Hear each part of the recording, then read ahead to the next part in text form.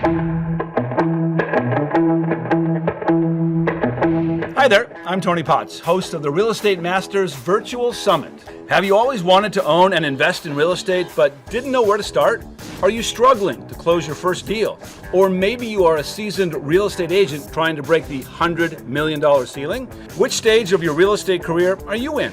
Our experts will be the guide for you to master your journey and build off their success. 42 of the world's very best titans of real estate to guide you to prosperity. Now, whether you're a realtor, passive investor, multifamily syndicator, work with distressed properties, luxury property, commercial real estate, legal, financing, and more, if you're involved in real estate, we have exactly what you need to take your game to new heights.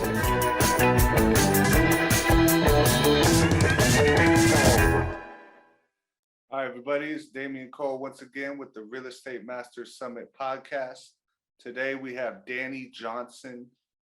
He has a great story of how he got into the real estate business, and he's a writer. He wrote Flipping Houses Exposed, really good book about his life in the house flipping game. He has his podcast, Flipping Junkie, blog and podcast.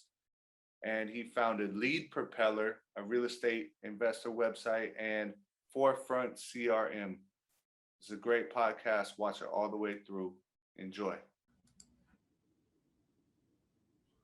Hi, everybody. It's Damian Cole, the host of the Real Estate Master Summit podcast. I have Danny Johnson on, host of the Flipping Junkie podcast, where he has 200 episodes. Flippingjunkie.com. You guys got to check out his website. It's done really well. And the creator of Forefront CRM. Why don't you tell us a little bit about hi, Danny. Hi, man. Hi. Why don't you nice tell to us? meet you, Damian. Nice to meet you too. Why don't you tell us about the Forefront? Sure. Yeah, Forefront is basically an evolution of software that we've created over the years.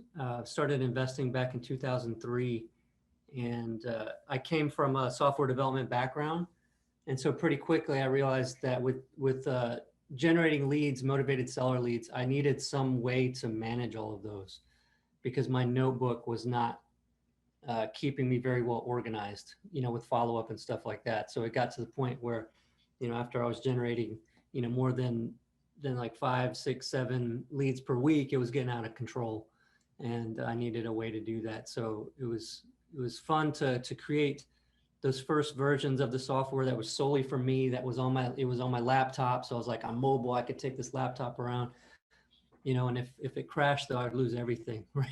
Like I would lose all of my data because it was just, that was back in 2003. There wasn't a whole lot of cloud-based stuff going on. Fast forward, things started moving to the cloud. So we built a whole system, and that was REI Mobile. We launched that one, and that was good. And it was a learning experience getting that going. Had a lot of people that really loved that platform, but it was the code got to be a lot to manage. And so what we did was we decided to rebuild from the ground up. And anyway, long story short, we've evolved it to the point where we've got this platform that we've built for major growth to go for a really long time, because we've learned so much over those years of what to do and what not to do, and really to find out what is really the necessary components of the software, of the CRM system. Because what we got to realize was it seems like everybody is just trying to compete based on this feature list, and it gets to be muddied as to what the heck the thing's even for anymore. When we sat down to redo the whole thing, we looked at, well, what is this even for? Like, what is, let's step away from looking what everybody else has and what we used to have in the old one, and trying to just rebuild all that stuff. Is that really all necessary? Because the big complaint was the systems get too complicated and they get too customizable to where it just becomes a pain in the butt to even use them.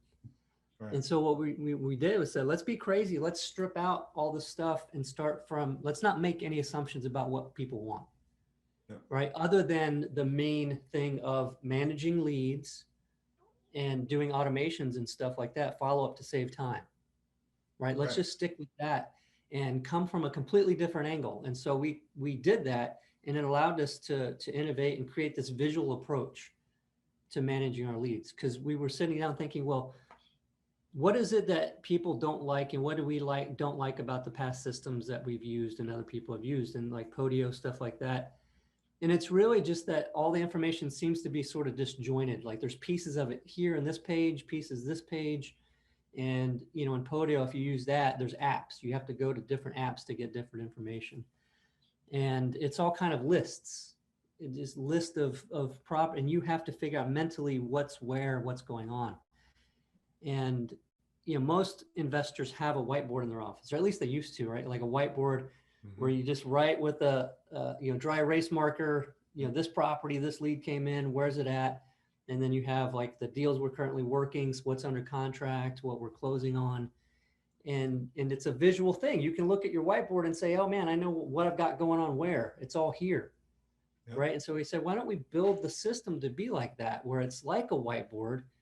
And if you've ever used Trello or Pipedrive or anything like that, where you have these, I guess they call them Kanban boards, the list, and you can drag and drop different cards across. We built it like that so that you can just go in and you immediately, like a whiteboard, see these properties are new. We need to do something about contacting, setting up appointments. Here's the ones that are their appointments set. So we need to make sure that we have all the comps run, the ARV, all that kind of stuff, so that we can show up to that property and really be able to make a great offer based on that. So yeah, that's pretty much what Forefront is, and it's evolving quickly based on, you know, what our customers want, you know, not based on trying to compete with everybody else and just build out a bigger feature list of stuff that people don't even use. Exactly, because that's what it's for, right? To save you time and save you hassle. So if it's like too confusing, people are going to be like, yeah, too many options. Yeah. That's why I like iPhones, which is simple. It's like, okay.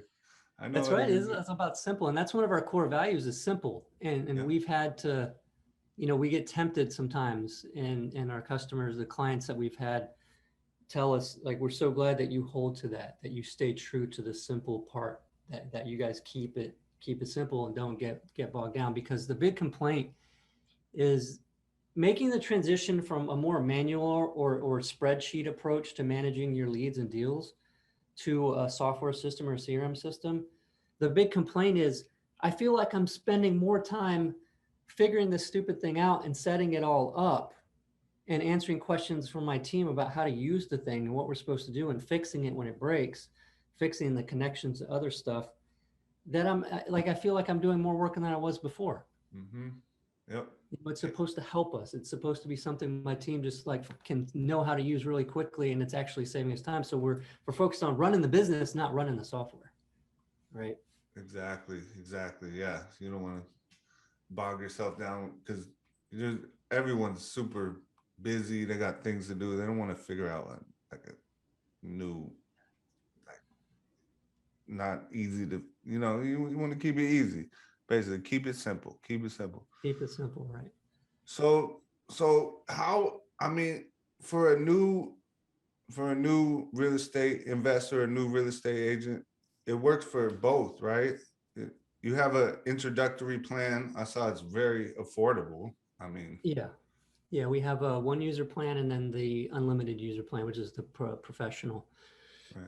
Because we found that it's really annoying to have different tiers with number of users, because then people feel like, oh, I'm trying to stay in this tier and I'm going to hire somebody and I don't want to have to pay so much more for that one extra user. Or a pricing model where you have to pay per user. And it almost like it penalizes people that want to grow a team. And we're all about helping people get to where they're doing more so that they can hire a team to take the load off of them. That's what we're all about. And so we just made it, if you're by yourself, you can get the starter plan for really cheap. And then if you're, you know, if you got any team, it's unlimited members. You're just going to pay this one price, which is also low compared to other systems. And then you can grow your team and not have to pay more. Nice. Oh yeah, I would definitely invest. Yeah, and you had asked about, does it work for agents too? And we do have hybrid investors that do do listings and stuff as well. Right. And so the way we did that was, you can create as many different sort of pipeline workflows as you want. And so, that whiteboard, it's kind of like creating another whiteboard and having different columns. So you can do that. You can create another one and have that, and then any kind of listings you can run through that. We call them a pipeline view, and you can just create a new one for that and then handle whatever you want to handle, because you can customize all of that.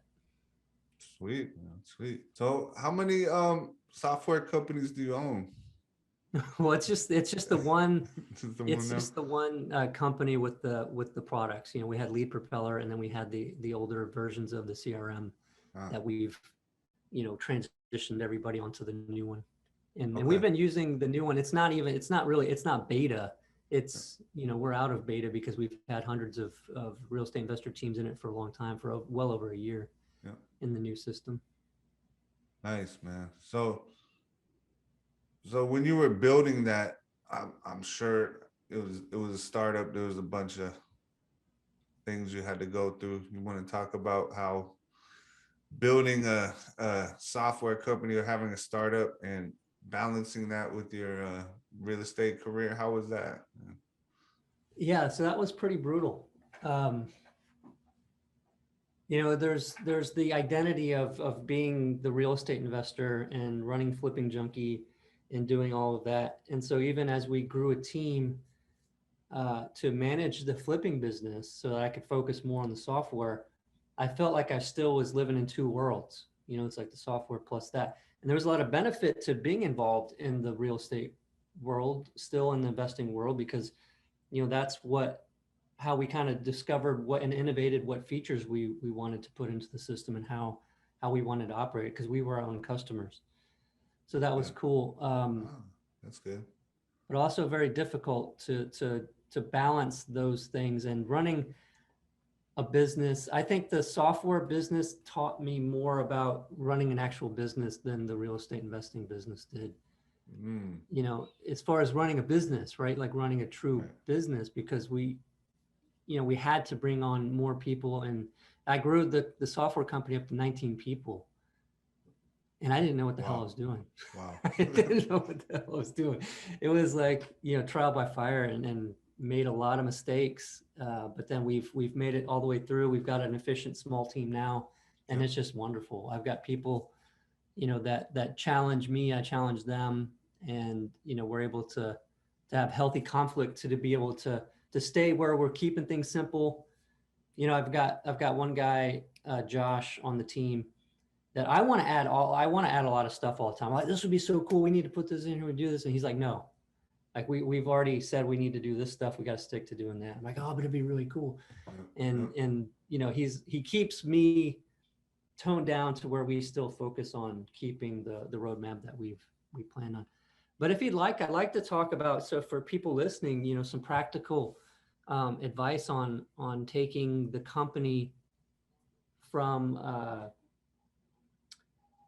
from where it was just myself and my ex-wife at the time running the business, because we did that where it was just us for, I think, maybe 8 or 9 years of the business before we even brought in anybody to help us.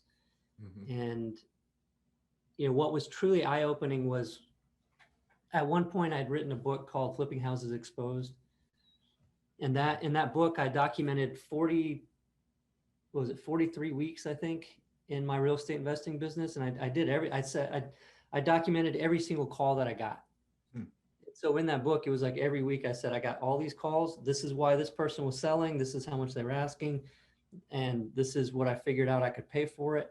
And then if I went and looked at it, I said, this is how many repairs it needed, all this stuff, and just wanted to show people. And then every week also what marketing I was doing and what it was costing me to do the marketing.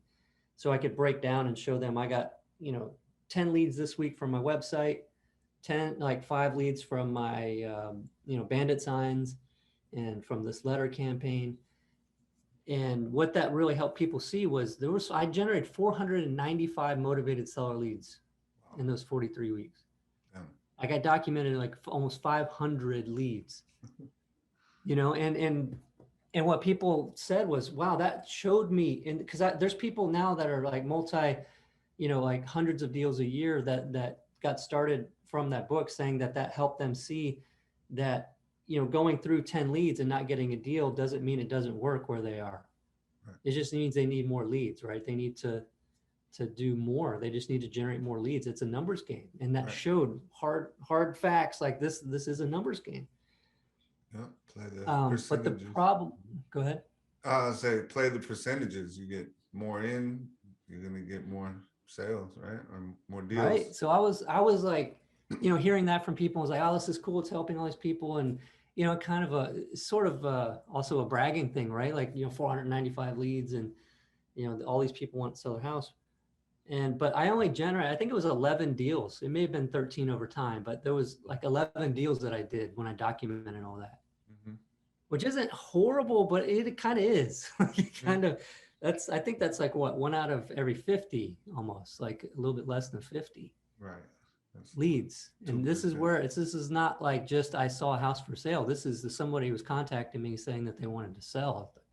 Right. Not all those people are motivated, but they were looking for an offer. And I only turned, I worked it out. I think it was like 2.2% conversion rate Right.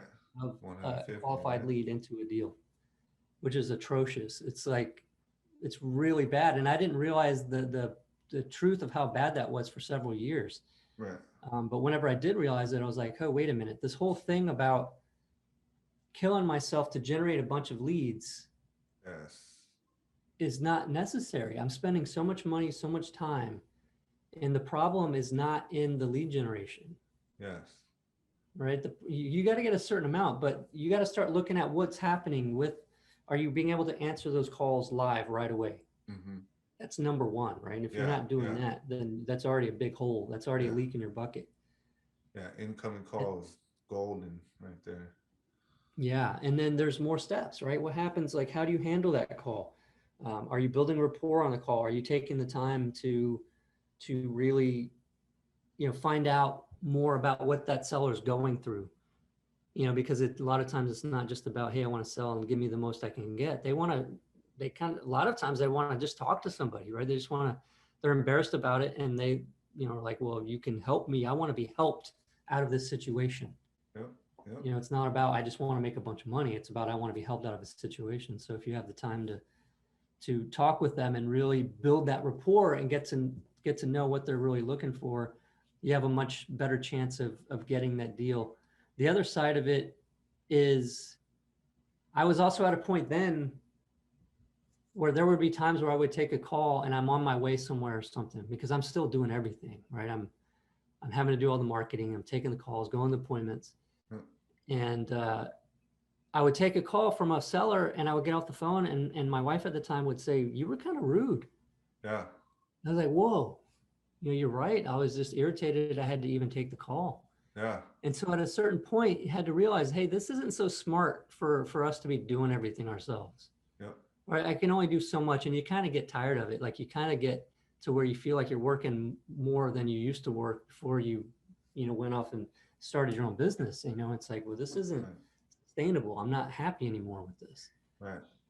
And so this whole thing had to be learned about how do we correct that? How do we go? Because I didn't know what the hell to do. I didn't know, like, how the hell do I hire somebody? How do I, are we making enough in the business to be able to support somebody and keep, and I think the bigger fear was I didn't want to take on the responsibility of having somebody else on the team because then it required, this idea that we have to grow bigger and we have to do more to bring help on. And it was like this scary kind of thing. I'm responsible for them and their family that they're trying to support by working for us. Right. And it was a scary, scary thing. Yeah. Step forward and you're basically helping another person to improve. You got to train them, all that. Yeah, but it's necessary. I mean, to grow, no man is an island, right? You can't do everything yourself. Yeah, it took way too long to learn that. to get over that fear and just like make some mistakes and try to hire somebody. And, and I think the biggest thing regarding the hiring of people is to making sure, and this is still something that I struggled with for years, was setting them up for success and not failure. And what I mean by that is, not hiring somebody and then thinking, well, I'm going to bring help on, a VA or whatever, and then figure out what I'm going to have them do. It doesn't work that way. It's not smart at all. Right. And it's tempting. It sounds kind of ridiculous, but I don't know how many people I've talked to that have done that. I'm going to bring on some help. I'm going to get even my mom or somebody else to help, and then figure out what I want them to help me with. Right. And a lot of us, we're walking around with all of our processes and all the stuff that we do in our head. We Right. don't have that. And so it's like, I'm going to hire them. I'm going to have them come. I'm going to have them shadow me. Well, just Right. follow me around day to day, and I'm going to show you how to do this. Right. It's just freaking stupid. It's not, it's not helpful. It doesn't work. And then they don't really know what they're supposed to do. It's just a Right. mess. And Wow. so it was getting to the point. I think I read a book called Work the System.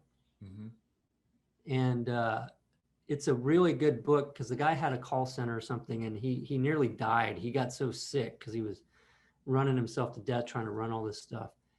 And he realized that the big problem was that he was needed. Everybody had to ask him stuff, and he had to answer so many questions, figure so many things out day to day, that everything relied on him. If he was out for a little bit, the whole thing would collapse.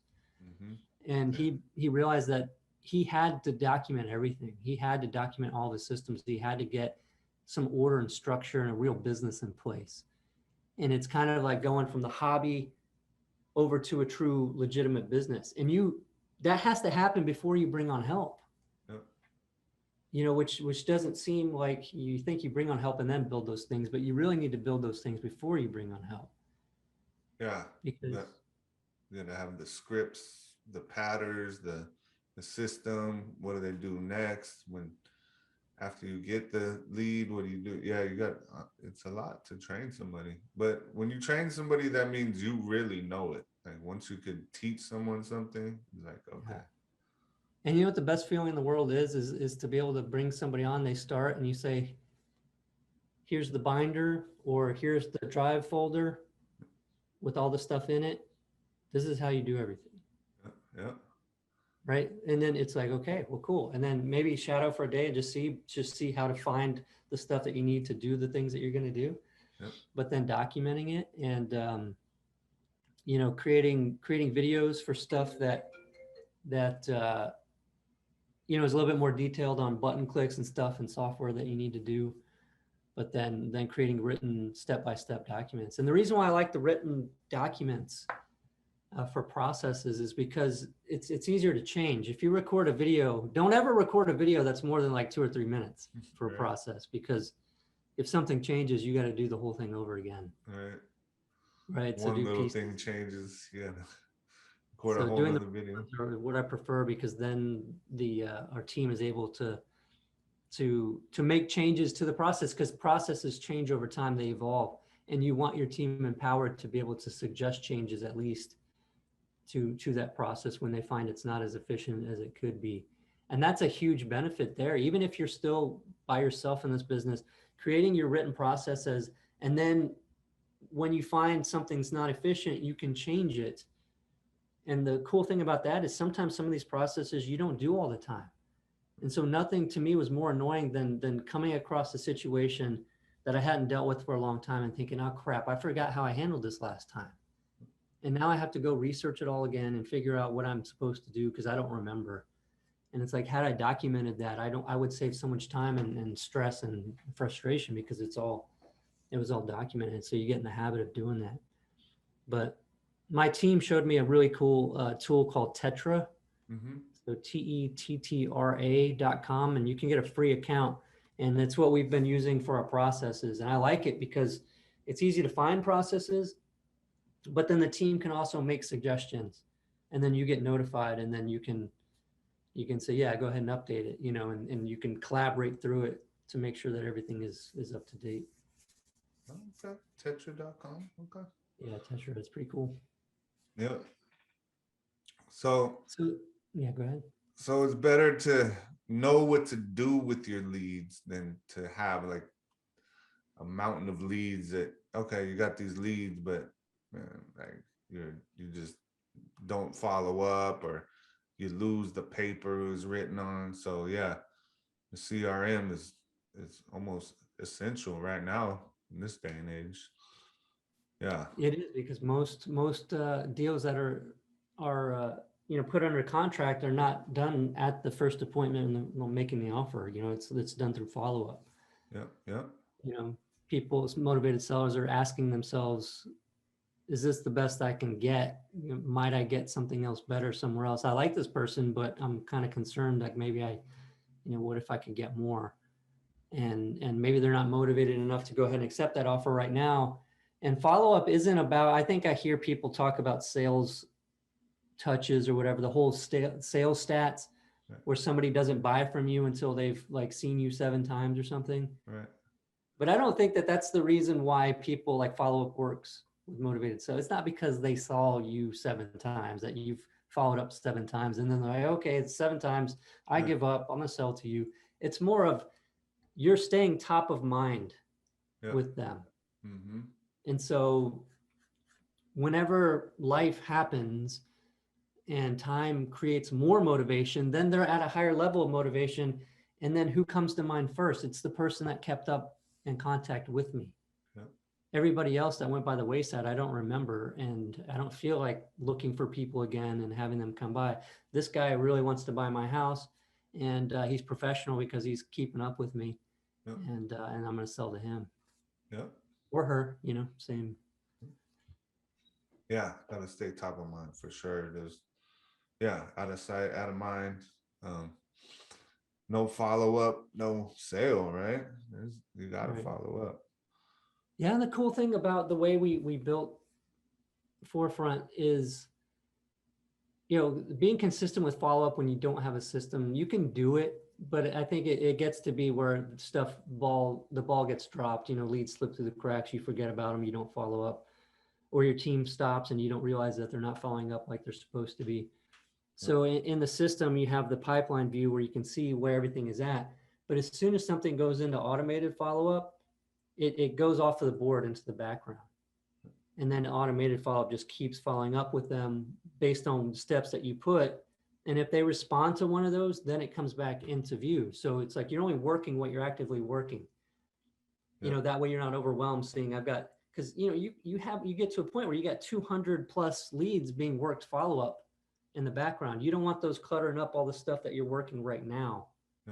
Right. So it goes into the background. If somebody responds, like your automated text goes out that says, hey, just checking in with you, letting you know we're still interested in the property if you're deciding to sell now or something.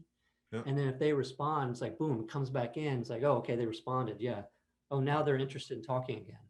And so they're active again. And so it comes out of that follow-up. So it's pretty cool to, in a visual way, to have that run in the background. So it's just happening and you're not bogged down with the feeling of having to juggle all of it, right? You let the software do that. Man, it's essential. I'm gonna get your 2-week trial. You have a 2-week trial, right? Yeah, I'm gonna get that. Yeah, it's a 14-day. Yeah. Well, I'm gonna try it later.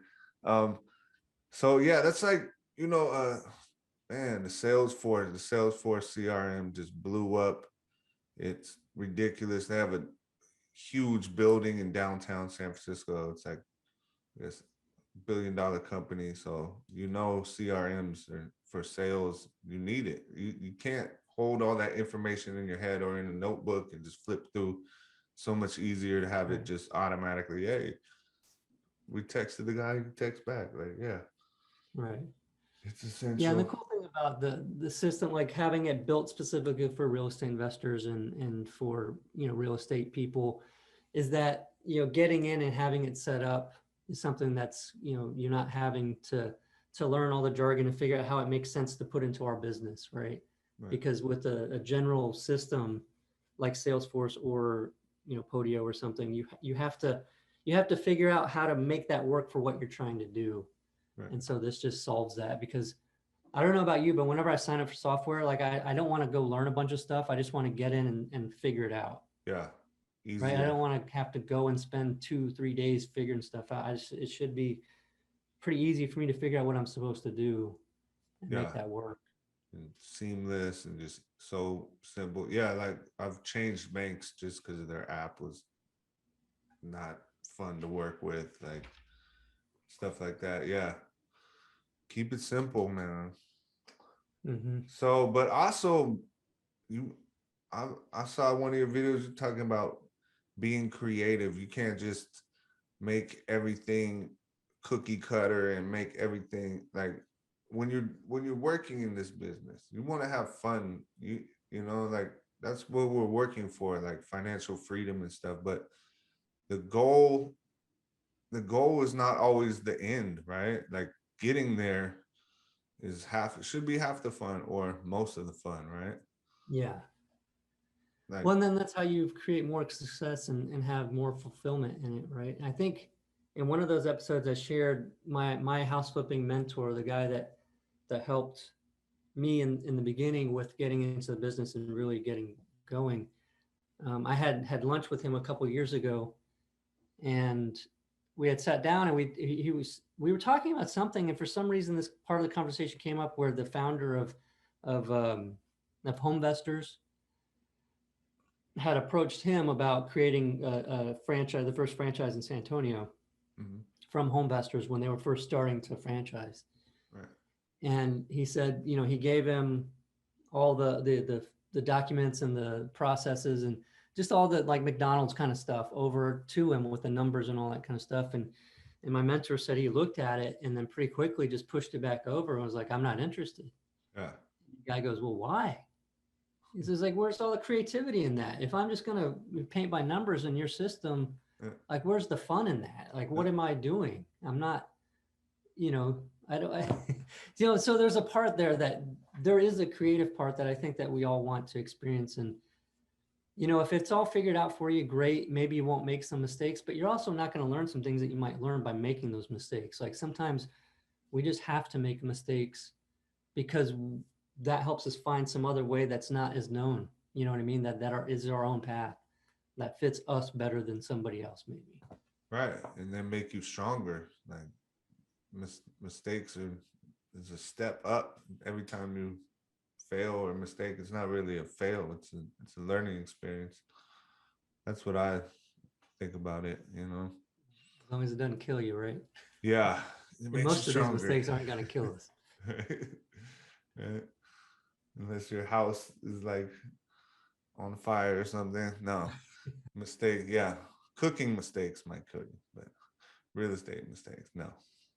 Yeah, the one that comes to mind for me that's kind of scary is I hear stories about sometimes when people are doing foundation work Mm-hmm. in the house, it's on jacks or something, and Lifting it up, yeah. it falls on them. Yeah. Anyway, yeah, that's scary stuff. Damn. Yeah.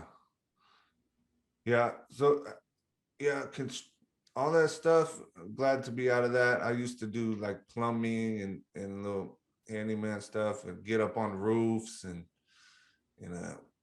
put pipes down the side of the house, holding on. Like, yeah, that stuff. It's fun. It's fun, but yeah, much rather be selling the house than refurbishing it. So what's your favorite? What's your favorite way to flip a house? Wholesaling or like rehabbing? And so what do you like better? Just wholesale it quick straight away, or you like? Oh, for sure. Yeah, wholesale hands down. I mean, in the market that we're in right now, it's just the way to go most of the time. Yeah. Because I'm making almost as much, maybe sometimes even more than what I would make if I fixed it up and then sold it. Right. You know, with all the cost and selling it and everything. And yeah, it's just a no-brainer. I mean, because of COVID, you know, I even had issues with the property I've been rehabbing for months now. And it's just like, Right. man, if I had sold it, you know, as is, you know, I could have made so much and then not even had all this hassle still. But I like that house. It's a historic house. It's kind of cool. It's just a little bit more work than I want. But yeah, hands down wholesale. Right. Right. Clean, quick, boom, boom, it's done. Check, bam. Yeah. I hear you. Yeah. So let's see. And I like design stuff, but you know, maybe I don't like design stuff.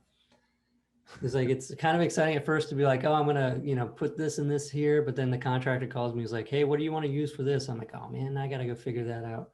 But yeah, we use most of the same stuff throughout the houses, but trying to do a little bit different, right? Because it seems like everybody lately, it's all gray and white. Right. Right. you know, and just like, man, it's got to be a little bit different because, you know, it's just going to end up looking like everything else. Yeah. Yeah. Hey, my house is gray and white right now. Well, it's what everybody's doing. It's just, It is. It is. but if you could do something unexpected, that's not too far off, you It's know? safe. It's safe. Yeah. In the light blue or something, pea green, you know, with that. So let's see. Let's we've been going for like 30 minutes. I'd like to see if you want to talk about anything else real quick, or I want to do the word association game with you. Anything else you want to bring up while we're here? Yeah, I think just a continuation of what we talked about before of importance of follow-up. Yep. Even for new investors, I think it's critical because when you're not generating that many leads, you know, that focus of conversion rate of leads to deals is even more important because you're not generating as many leads. So you need to make sure that everything that you do to turn one of those leads into a deal is there, right? Like that you're doing all of that, because that conversion rate is more critical for you because you're spending money in marketing. If you don't do a deal, that money, it's like you threw that money away. You threw those thousands and thousands of dollars into a black hole that you're never going to see again. And so you got to have a deal, because it's what scares a lot of people out of the business, right? They put money into marketing, or they do that. They put that money in and they don't get a return. And they're like, oh man, and you start freaking out. And it happens a lot. And especially even if you're feast and famine, right? Like you're doing a lot of marketing, you get some deals, you stop doing marketing because you're working the deals. And then when you sell those and then you go back into marketing, sometimes it's a dry spell for a while. You get some leads, but there's this like delay period, and that whole start and stop, feast and famine, marketing, and then working on the deals and then going back to marketing, that creates a lot of stress in the business because it's not so predictable. Yeah. Right? You start worrying, am I going to be able to get deals again? And then you hesitate to bring on a team and all that kind of stuff. But having a focus on the conversion rate, and actually that's our main guide on our software. We're trying to help everybody that gets Forefront, the clients. What we're trying to do is help them do more average deals per month. Yep. Right? That's the number one thing. So when we go to add a feature, we're like, does this help them get more deals per month, or is it just some other bullcrap thing? Yep. You know, and if it's something else that's just nice and people think it's a great thing to be able to order leads through the system, well, it doesn't help them get more deals though, unless they're quality. You know, they can get a list from ListSource. They don't need to get it through our system. We're just going to focus on the stuff that helps them do that. And so the follow-up is a big part of that, and the way we have all that set up. And I wanted to share, because people hear that, right? That the money's in the follow-up. But then why do so few investors actually do it and do it consistently? It's a good question, because even serious investors that are doing a lot of deals sometimes aren't doing follow-up. It's insane. And we actually ask, because every 2 weeks we have a Zoom call with our clients and the people in Forefront.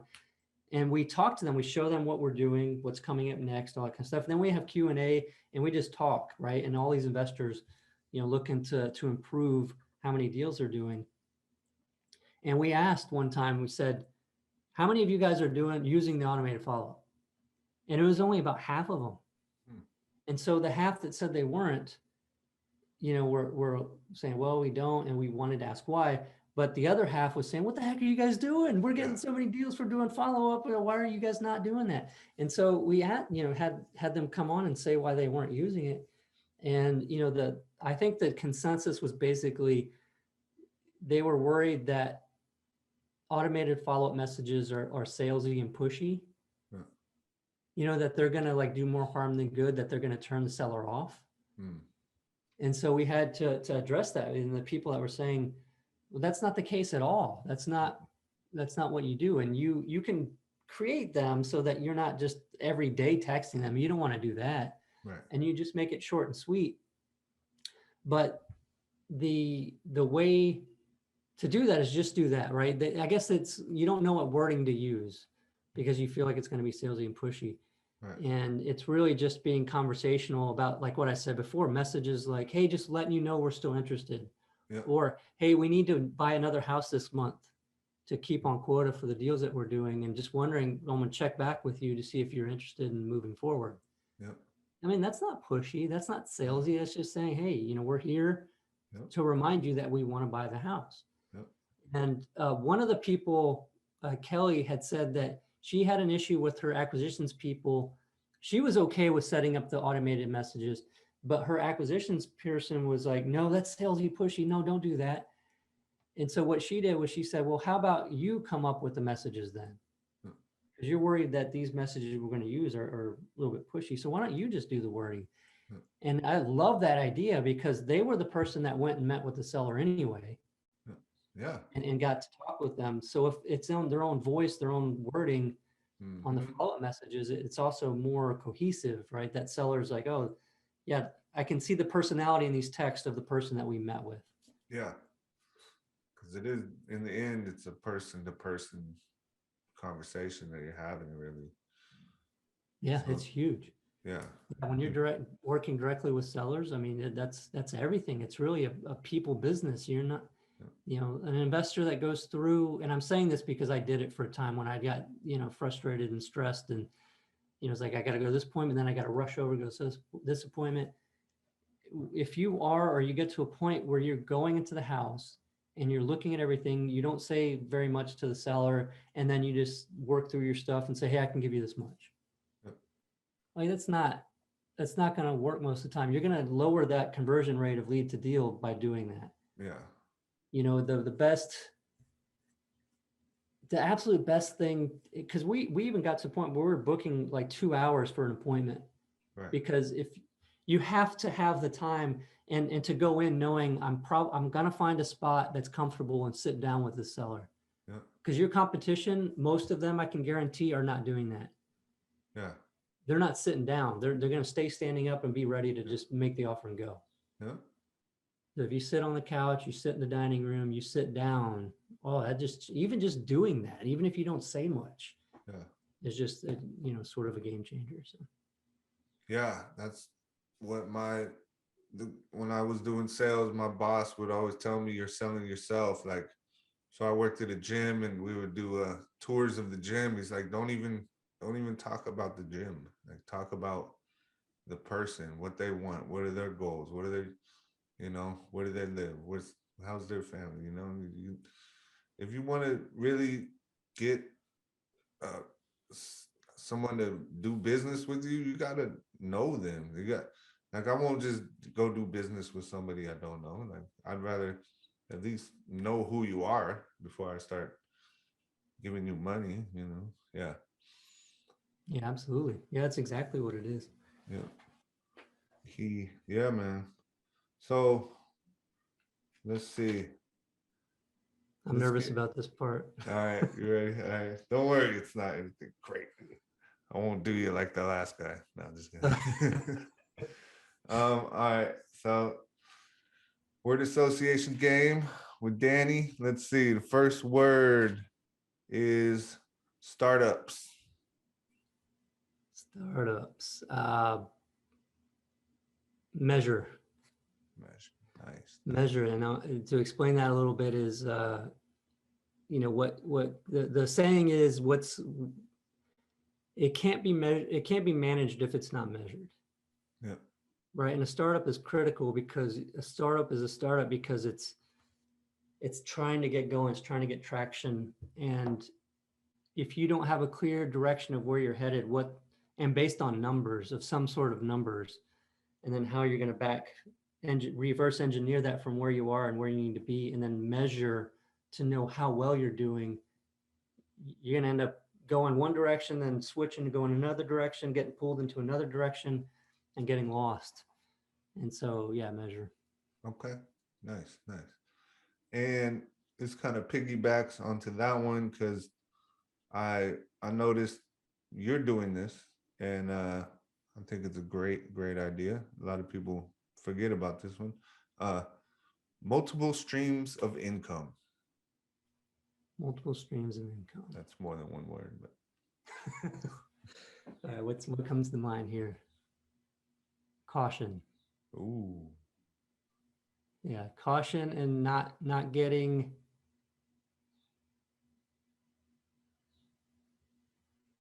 spread too thin, Right. because the temptation can be to run after a shiny object and go into another direction, before you've really mastered one. Nice. And I think that focus on one thing, getting it really rock solid so that you have the time to do something else. Because otherwise, ball's going to get dropped on one of those, Yep. and you make mistakes. Yep. Juggling too many balls. You drop one. All right. Next one. The hot button right now. Bubble. Bubble. Bubble. Bubble. I'm going to say adjust. Adjust. Yeah, and I went through the bubble in 2006, 7, 8 crash, all that kind of stuff. And this time around, at first, a year ago or 2 years ago, people were starting to say, should I stop doing this? Should I start doing that? And look at what's happened over that time. Like, if you bowed out, you kind of missed out on a lot, right? Because appreciation, all kinds of stuff. And so it's really keeping an eye on it, but don't change too soon. Just kind of be prepared. I don't think it's going to happen overnight. If something happens, it's going to take some time.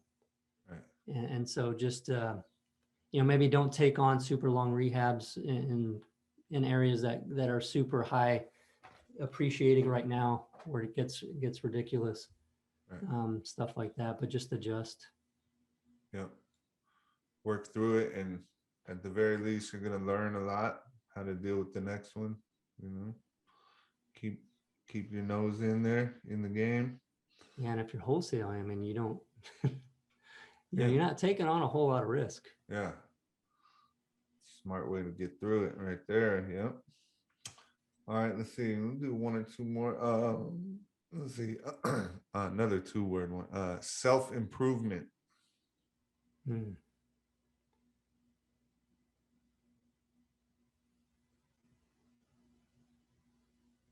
Always.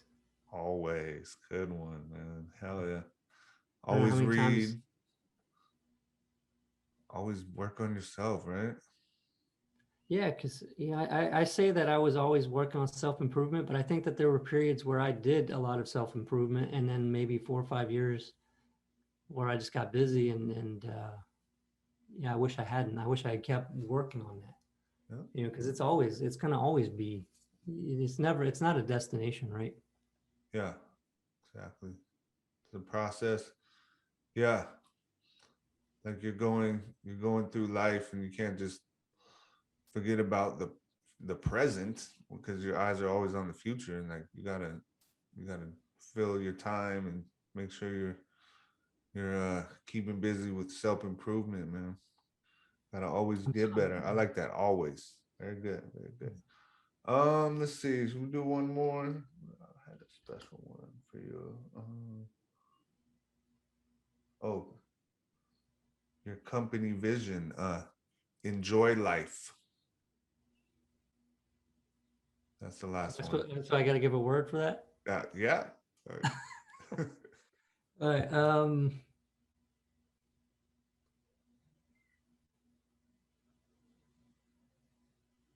Curiosity.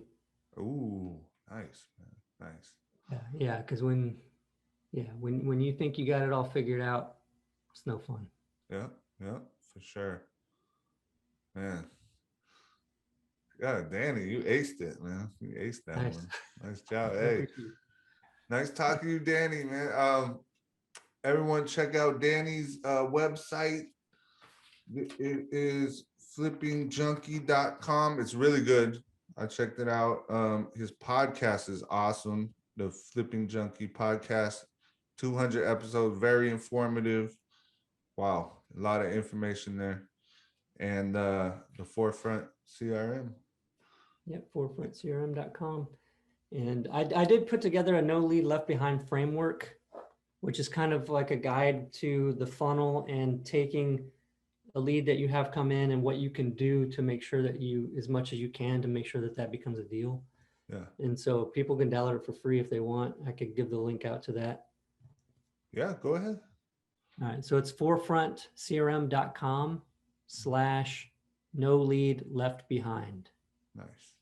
So forefrontcrm.com/no lead left behind. You can get that just for free. Yep. Cool, man. I love that you have all this free content and you're working hard, but you still find time to just drop knowledge on people and help out. So cool, man. Well, that's the for the company, that's the, enjoy life, helping real estate investors get to the point where they can enjoy the business by increasing the number of deals that they're doing. So the stuff that we like, the no lead left behind framework, that's it's a part of that vision. It's not just to say, hey, buy our software. It's what are we trying to accomplish with it? What's the purpose? What's the purpose of all of this? And so if we can do that and then provide ways for people to do that, even if they get the software or not, we're working that mission. So Nice. Cool. Awesome, Danny. Nice to meet you, and hope to talk to you again in the future, man. yeah, keep in touch. All right, we'll do. Coming.